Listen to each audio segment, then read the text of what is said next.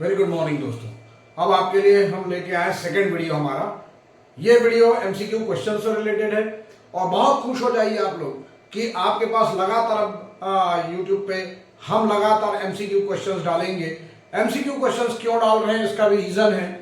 आप देखिए आपके टोटल मार्क्स जो एमसीक्यू या 1 मार्क क्वेश्चन है अराउंड 20 मार्क्स का आपका 1 मार्क या एमसीक्यू क्वेश्चंस रहेंगे और टोटल पेपर का रिटन पेपर का वेटेज है 80।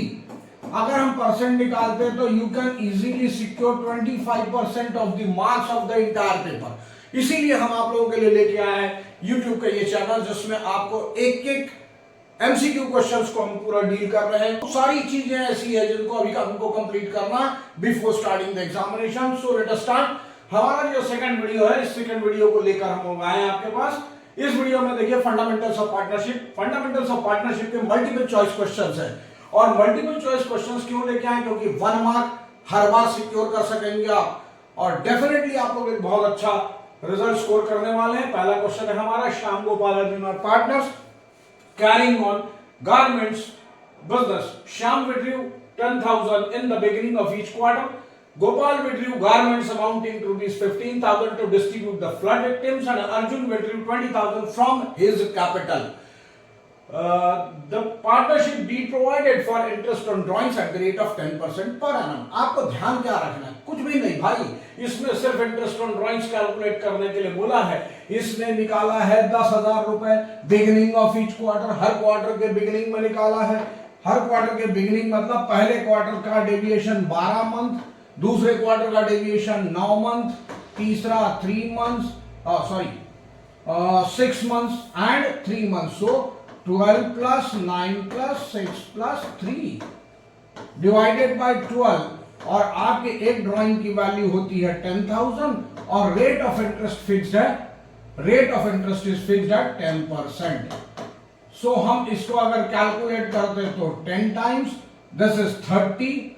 सो हम इसके बदले में 30 लिख सकते हैं। 10 1 जा 10 3 जा 3 1 जा 3 4 जा एंड 4 से अगर डिवाइड करेंगे तो यहां पर हमारे पास 2500 यानी जिसका इंटरेस्ट श्याम का इंटरेस्ट अगर 2500 है वो ऑप्शन करेक्ट होगा। दूसरा है withdrew garments 15,000 when the date of drawing is not given। 15,000 पर 10% निकाल कर ये 1,500 रुपए होता है और डेट ऑफ ड्रॉइंग नहीं दी इसलिए हाफ करना है तो 750 रुपए।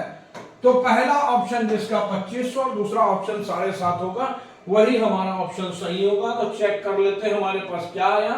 फर्स्ट अल्टरनेटिव श्याम 48 कैंसिल हो गया, श्याम का 2500 निकलना चाहिए। दूसरा श्याम 48 दूसरा भी कैंसिल हो गया और तीसरा क्या करा श्याम 2500 ये जस्टिफाइबल और 750 अर्जुन का नील क्योंकि अर्जुन ने कैपिटल विड्रॉ की है, ड्रॉइंग्स नहीं किया मेरे भाई।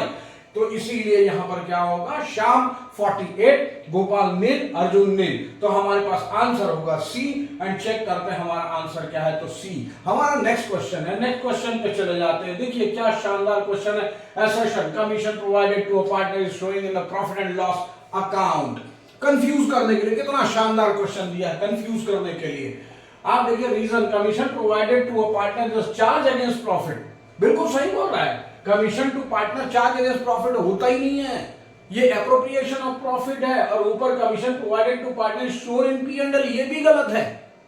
तो न तो ये सही है न ये सही है। और यहां पर फिक्स रेट बोला है, फिक्स रेट भी नहीं होता कमीशन का, तो दोनों ही गलत है। चेक करते हैं हमारे क्या क्या ऑप्शंस है। एसेशन करेक्ट गलत, both assertion and reason are correct गलत, assertion and reason are incorrect यही आंसर हमारा सबसे सही आंसर है। तो चेक करते हैं हमारा आंसर ये सबसे सही आंसर आ गया। और नेक्स्ट सम पे चले जाते हैं। Alpha beta are partners. Alpha due a fixed amount at the beginning of every month. Great. Interest on drawings is charged at the rate of 8% per annum. At the end of the year, interest on alpha's drawings amounting to 2,600। अरे यार इसने तो पूरा बता दिया आपको कि सिर्फ 2,600 इंटरेस्ट है, लेकिन क्या पूछना चाहता है रेट ऑफ इंटरेस्ट दिया है, अमाउंट ऑफ ड्राइंग पूछ सकता है। चेक करते हैं क्या पूछना चाह रहा है। Monthly drawing of alpha various, monthly drawing ही पूछेगा और कुछ तो बचा नहीं है। तो इसको किस तरीके से कैलकुलेट कर सकते हैं, इसको पहले हम कैलकुलेशन करके देखते हैं। Single drawings into deviation of month. अब यहां पर क्या बोला इसने, बिगिनिंग ऑफ एवरी मंथ, तो बिगिनिंग ऑफ एवरी मंथ के लिए मल्टीप्लाइंग फैक्टर होता है 6.5। अगर नहीं आपको मालूम है तो मेरी एक इंटरेस्ट ऑन ड्राइंग्स की वीडियो है, उसको जाकर जरूर देखिएगा, डिटेल में एक्सप्लेन किया हुआ है। इनटू रेट अपॉन 100 इज 8%, और आपको बोला है रिजल्ट 2600 होना चाहिए। हम इसको सॉल्व कर लेते हैं, ड्राइंग्स को यहीं पड़ा रहने देंगे। Drawings is equal to 2600 into 1/6.5 हो जाएगा, इंटू 100 अपॉन 8 हो जाएगा। इसको सिंप्लीफाई करें तो ये हो जाएगा 4 टाइम्स यानी 400, और ये हो जाएगा 8 से। अगर इसको डिवाइड करते, पहले 4 से कर लीजिए, 4 2 जा 4 25 जा, देन 2 एंड देन 2, तो आपके पास आया 5000 रुपए मंथली ड्राइंग्स आ गई आपकी। तो आंसर चेक कर लेंगे हम लोग आगे जाकर कि आंसर क्या होना चाहिए। 8000 पहला रॉन्ग, दूसरा 60000 रॉन्ग, तीसरा 7000 रॉन्ग, चौथा 5000 यस। यही अमाउंट ऑफ मंथली ड्राइंग होगी। सिंपल कैलकुलेशन से आपका निकल गया। नेक्स्ट सम आपके पास आ रहा है, Rana a partner withdrew 5000 in the beginning of each quarter and interest on drawing was calculated 1500। Monthly drawing दे दिया, इंटरेस्ट भी दे दिया। अब क्या बोल रहा है, eight the end of each accounting year 31 March what is the rate of interest. यहां पर रेट पूछा, पिछले क्वेश्चन में पूछा था आपको amount of interest, amount of drawing, यहां पर पूछ रहा है रेट। रेट निकालने के लिए भी फार्मूला वही है। हम यहां पर देख लेते हैं what is the rate of interest on drawings. आपको इंटरेस्ट ऑन ड्राइंग का रेट कैलकुलेट करना है। सिंपल तरीका, आपके पास ड्राइंग्स, ये अमाउंट आ जाएगी। अब यहां पर कब निकाला है, ईच क्वार्टर के बिगिनिंग में, बिगिनिंग मतलब फर्स्ट क्वार्टर का स्टार्टिंग में होगा, तो ये 12 मंथ्स, फिर 9 मंथ्स, फिर 6 मंथ्स, फिर 3 मंथ्स। तो आपका डेविएशन ऑफ मंथ ये आपके पास होना चाहिए बाय 12 इंटू रेट अपॉन 100, और इसका रिजल्ट आपको 1500 दिया हुआ है। सो देखिए यहां पर सॉल्यूशन क्या होगा, drawings into 30/12 into rate by 100 is equal to 1500। Drawings की फिगर आपके पास दी है 5000, तो इसको कर देंगे R is equal to 1500 into 100 into 12/30 into 1/5000। ये इधर जाएगा तो डिनोमिनेटर में आ जाएगा। इसको सॉल्व करेंगे तो ये 2 जीरो, इन दोनों के जीरो, ये एक और ये एक, यहां से यहां, एंड 5 3 जा 15। नाउ 3 कैंसल, और 12% रेट ऑफ इंटरेस्ट आना चाहिए। चेक करते हैं हमारा आंसर क्या है, तो rate of interest is 12%। Next है आपका A, B were partners in a firm sharing profit and losses in the ratio of 7:1. A withdrew a fixed amount of 12,000 in the beginning of each quarter. Interest on drawings is charged at the rate of 6% per annum. सारी information तो दे दिया है। The journal entry for charging interest on drawings at the end of the year were okay, journal entry पूछ रहा है भाई, तो journal entry तो लगती सिंपल है, लेकिन देखें कंफ्यूज कहां पे होते हो। Interest on drawings account debit, interest on drawings मतलब एक्सपेंसेस, ऐसा नहीं होगा, यानी ये एंट्री गलत है। इंटरेस्ट ऑन ड्राइंग्स क्रेडिट होता है जब भी हम चार्ज करते हैं, और ये कैपिटल अकाउंट से पता चला कि ये चार्ज करने की एंट्री, तो ये एंट्री रॉन्ग है।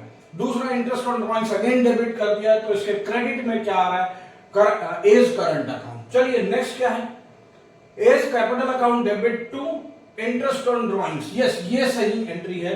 और इसके बाद ये, तो आपको देखना क्या है, ये एडजस्टमेंट एंट्री और ये ट्रांसफर एंट्री, आपको पूरा जर्नल चार्ज करने की, मतलब एडजस्टमेंट एंट्री पूछा तो आंसर होगा सी।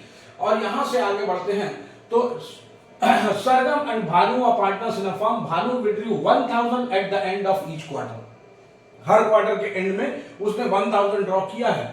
During the year ended 31 March 25 तक हर क्वार्टर के एंड में उसने ड्रॉ किया 1000। Interest on drawings will be calculated for on an average period of, तो पीरियड निकालने के लिए आपको पहले भी बुक में दिया हुआ है कि सबसे स्टार्टिंग का डेविएशन और एंड के डेविएशन डिवाइडेड बाय 2 करने से काम चल जाएगा। तो इसका आंसर क्या होना चाहिए? देखिए, पहला क्वार्टर एंड होने के बाद फाइनेंशियल ईयर एंड होते तक 9 मंथ्स बचते हैं और लास्ट क्वार्टर के लिए 0 बचेंगे और डिवाइडेड बाय 2 मतलब 4.5 मंथ्स ये आंसर होना चाहिए। चेक करते हैं हमारे पास क्या क्या आंसर दिए हुए हैं। हमारे पास 6.5 मंथ है, गलत आंसर है। 4.5 मंथ है, यही सही आंसर है। यहाँ पे 7.5 मंथ है, ये भी गलत है। और 6.5 मंथ है, ये भी गलत है। देखिए, दो 6.5 month, somewhere something is wrong, question में जैसा दिया है, लेकिन ये 4.5 इज द करेक्ट आंसर। आगे बढ़ते हैं। यहाँ पर Andrew and John are partners in a firm on 1st July 24. Andrew advanced a loan of 6 lakh to the firm. There is no partnership deed. जब पार्टनरशिप डीड एब्सेंट है और किसी partner ने लोन दिया है तो 6% रेट ऑफ इंटरेस्ट एप्लीकेबल होता है। ओके, तो 6% इंटरेस्ट को देना है, कब से? जुलाई से देना पड़ेगा। 31 March 24 Andrew was entitled to get following amount of interest. क्या क्या दिया? अल्टरनेटिव देख लेते हैं। 36,000, 18,000, 9,000 एंड 27,000। लेट अस चेक क्या आंसर आना चाहिए। यहां पर आंसर चेक करने के लिए हमारे पास अमाउंट है 6 लाख, रेट ऑफ इंटरेस्ट है आपके पास, रेट ऑफ इंटरेस्ट नहीं दिया हुआ है, इन एब्सेंस ऑफ डीड 6% और 9 मंथ्स का कैलकुलेट करना है। तो हम सिंपल कैलकुलेशन पर जाएंगे। 6 2 जा एंड ये हो जाएगा 2 3 जा 3000 into 9 27,000 will be the answer.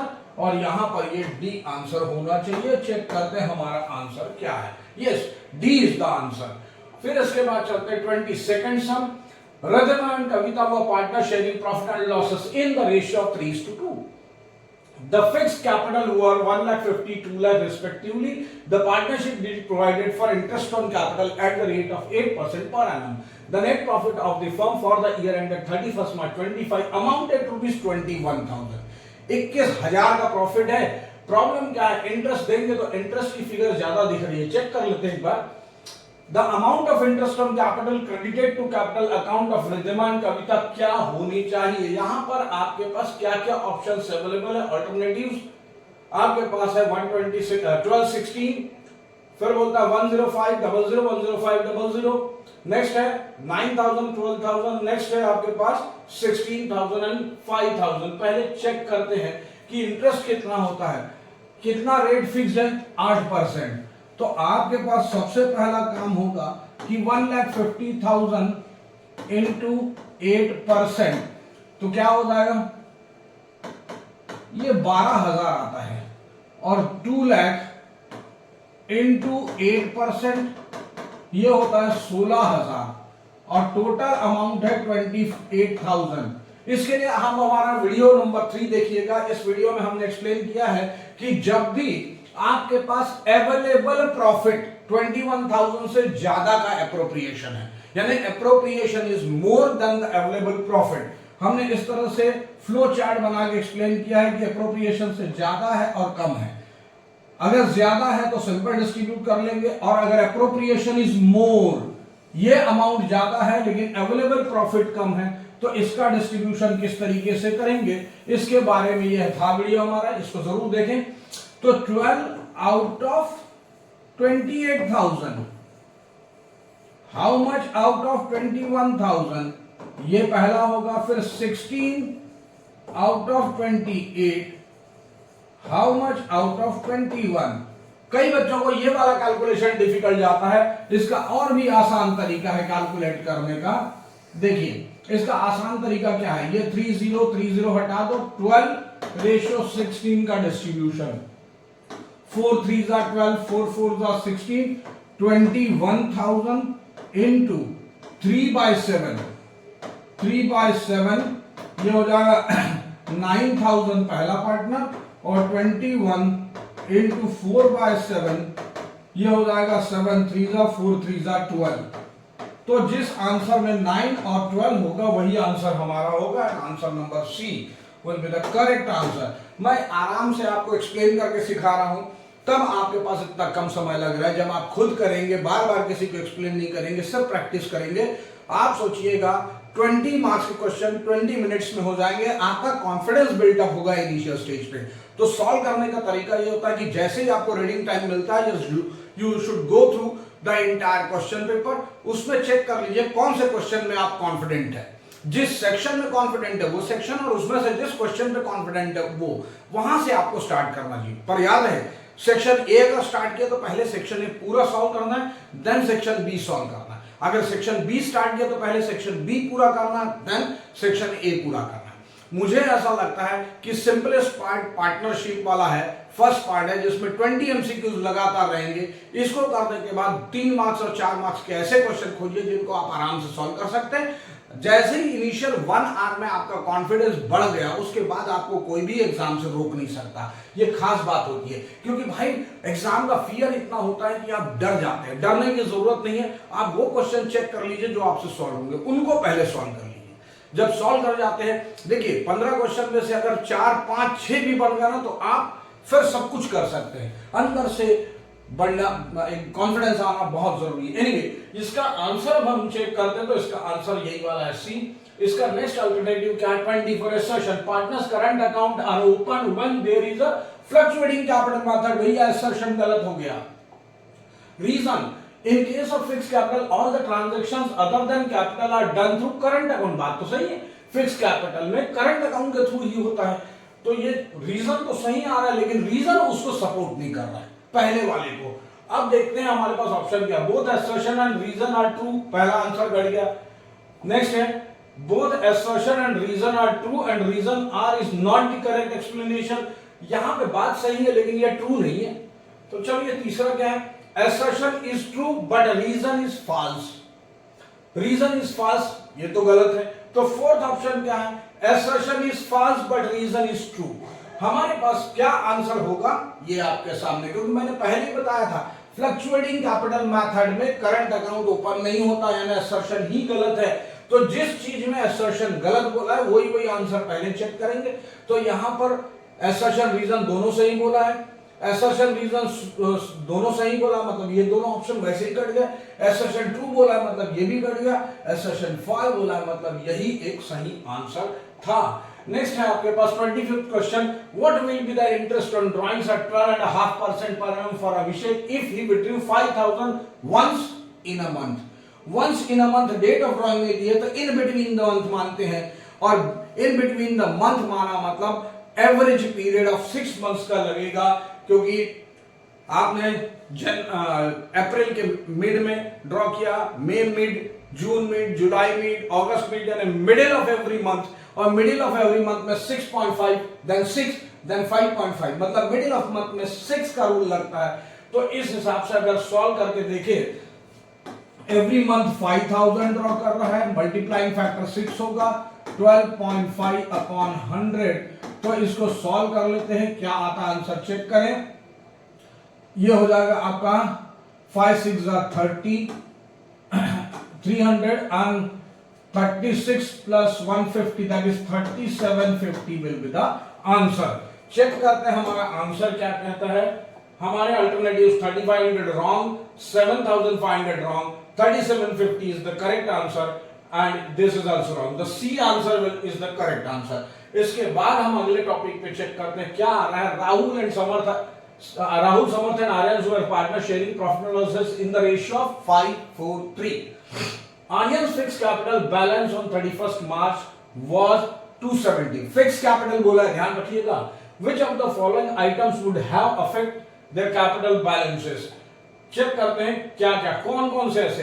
Profit and loss for the year, अगर कैपिटल फिक्स्ड है तो प्रॉफिट एंड लॉस कोई फर्क नहीं डालेगा, ये करंट अकाउंट में आ जाता है। एडिशनल कैपिटल इंट्रोड्यूस, ये जरूर अफेक्ट करेगा कैपिटल को, क्योंकि फिक्स्ड कैपिटल है तो इसकी एंट्री कैपिटल अकाउंट में आती है। रिडक्शन इन कैपिटल, इसकी भी एंट्री कैपिटल अकाउंट में आएगी, करंट अकाउंट में नहीं जाएगी। तो आप बोथ बी एल सी, तो हमारा आंसर होगा डी। एंड हमारे इस आंसर को चेक करते हैं, यस हमारा आंसर डी है। तो फिक्स्ड कैपिटल को केवल इंट्रोडक्शन ऑफ कैपिटल और विड्रॉल ऑफ कैपिटल दो ही चीजें जो अफेक्ट करती है, इसके अलावा सारे के सारे एंट्रीज करंट अकाउंट में आती हैं। नेक्स्ट हम हमारे पास है 27th, A and B were partners in a firm. Their capitals for the year ended 31st March were 3 lakh 1,50,000 respectively. During the year B withdrew 10,000 which was debited to his capital account. Oh great, उसने 10,000 रुपए draw किए, वो capital account में debit हो गया. Profit for the year ended 31 March 32 which was credited to their capital account. अच्छा ठीक है भाई, पूरे फर्म का प्रॉफिट है 32,000 और वो क्या बोल रहा है, which was debited to his capital account. Profit for the year ended 31st March 32 which was credited to their capital, मतलब 32,000 पूरे फर्म का है और उसको दोनों को उनके प्रॉपर शेयरिंग रेशियो में बांट दिया.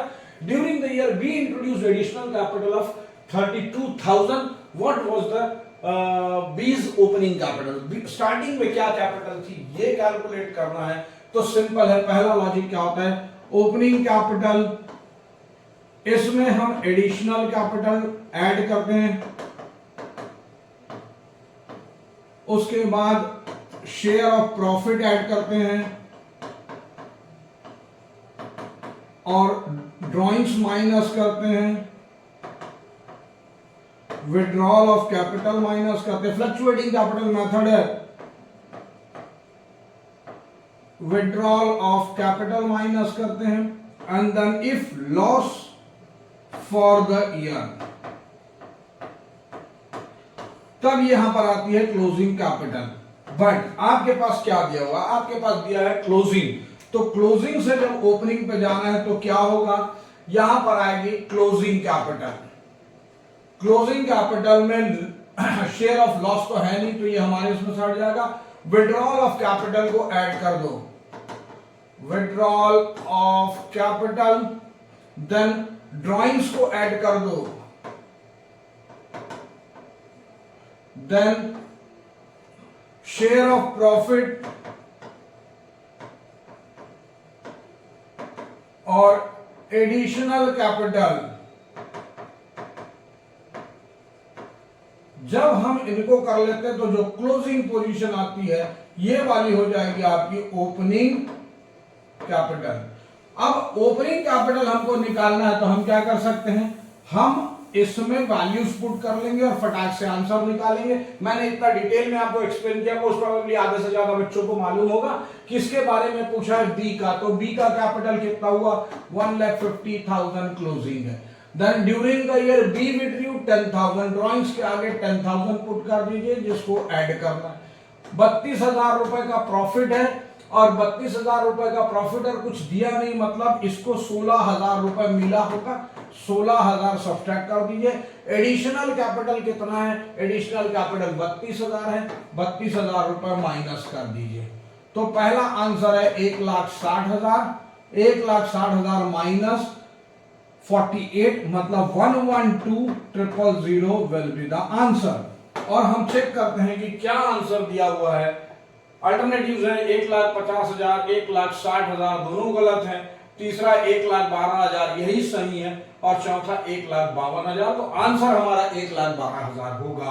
चेक करें, यही करेक्ट आंसर है. 29 sum the net profit for the year 30,000 before considering rent of 2,000. यानी ये नेट प्रॉफिट नहीं है, नेट प्रॉफिट के पहले की पोजीशन है. रेंट माइनस करने के बाद हमारे पास नेट प्रॉफिट आएगा. क्या क्वेश्चन पूछना चाहता है, the net profit transfer to profit and loss account. Simple यार, 28,000 आएगा बिकॉज 30,000 माइनस 2,000 28,000 डिस्ट्रीब्यूटेबल ये अप्रोप्रिएशन में ट्रांसफर होगा तो ये नेट प्रॉफिट कहलाएगा. Answer A is the correct option. Sorry answer A is the correct option. और हम आगे चलते हैं. Read and following assertion and reasons, choose correct alternatives from the given below. हमारा ये assertion, Michelle, Mike and Stephen were partner sharing profit and loss in ratio of 3:1. Stephen as a partner wants to be exempted from the sharing of loss. Loss share नहीं करेगा, ये वो चाह रहा है. मतलब है कि भैया वो माइनर तो नहीं है, वो चाह रहा है. एग्रीमेंट कुछ और है, एग्रीमेंट कुछ और वो चाह रहा है. तो इसका क्या मतलब निकला कि agreement something different from their expectations according to the partnership act. It may be agreed between the partners that one or more of them shall not be liable for losses. ये दो बातें हैं. अकॉर्डिंग टू पार्टनरशिप एक्ट ये तो गलत हो रही बात. पार्टनरशिप एक्ट में ऐसा कहीं लिखा नहीं है. केवल माइनर पार्टनर के बारे में लिखा है, तो हम चारों असर्शन और रीजन को पहले ध्यान से पढ़ेंगे। क्या क्या दिया हुआ है? Both assertion reason are correct and reason are is the correct explanation. ना जी ना, assertion reason R are correct and reason R is not the correct explanation. Assertion is a correct but reason R is incorrect. Assertion is incorrect but reason R is correct. बड़ा confusing है। यहाँ पर क्या लिखा है? Michelle Mike Stephen partner sharing profit and loss in ratio of 3:1। तो 3:1 में जब एग्रीमेंट है तो 3:1 में बंटना चाहिए था। ये पहला वाला पोर्शन है। Stephen as a partner wants to be exempted from, और उसका रीजन बता रहा है कि एक या एक से ज्यादा पार्टनर्स एग्जम्प्ट किए जा सकते हैं। तो रीजन आर को इनकरेक्ट दिख रहा है, इसीलिए हमको हमारे आंसर पे जाना पड़ेगा। Both assertion and reason are correct, reason are is not the explanation. यहां तो भैया डिमांड कर दिया उसने, पहले से एग्रीमेंट कर दिया 3:1 का। 3:1 का डिमांड करने के बाद भी स्टीफन बोलता है मुझे एग्जम्प्ट करो। एग्जम्प्ट करो बोलने से नहीं होगा, भले ये सही हो, लेकिन ये इसका करेक्ट एक्सप्लेनेशन नहीं है। दैट्स द रीजन कि ये असर्शन रीजन तो सही है, रीजन करेक्ट एक्सप्लेन नहीं कर रहा है ऊपर वाले पार्ट को। और यहां पर देखते हैं the last question of the video. Abin, Babin and Chavin are partners in a ratio of 5:3 before Babin's salary of 34,000 from firm's profit 1,84,000. How much is in total Babin will receive from the firm? क्या क्या बोल रहा है? अबिन बबिन छबिन है 5:3 before बबिन salary इतना है। तो हमको पहले ये चेक करना पड़ेगा अल्टरनेटिव्स क्या क्या दिया है।